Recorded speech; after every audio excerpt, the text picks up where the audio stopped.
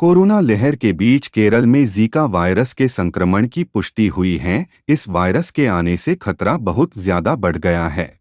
केरल से 19 लोगों के सैंपल पुणे स्थित नेशनल इंस्टीट्यूट ऑफ वायरोलॉजी में भेजे गए हैं।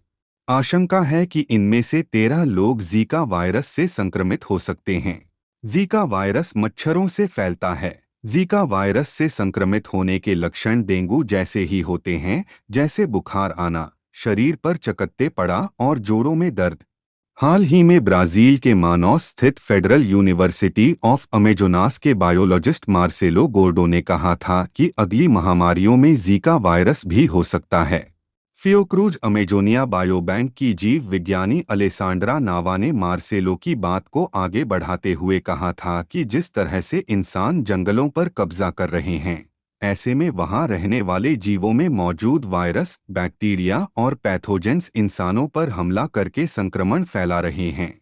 ठीक ऐसा ही हुआ है चीन में, जहां से कोरोना वायरस निकला।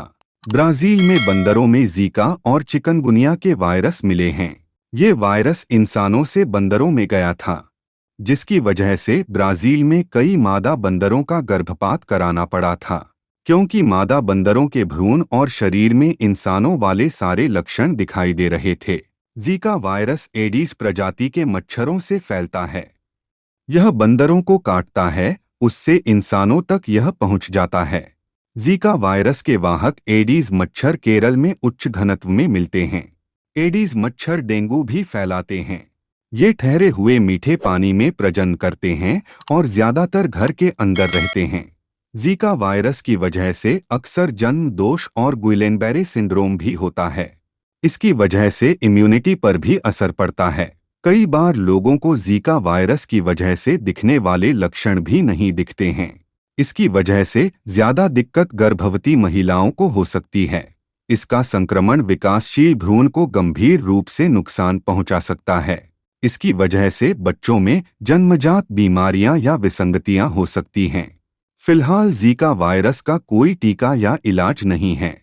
वैसे भी हाल ही में हुई एक स्टडी में इस बात का खुलासा हुआ है कि भविष्य में आने वाली महामारियों में एंटीबायोटिक दवाएं काम नहीं आएंगी।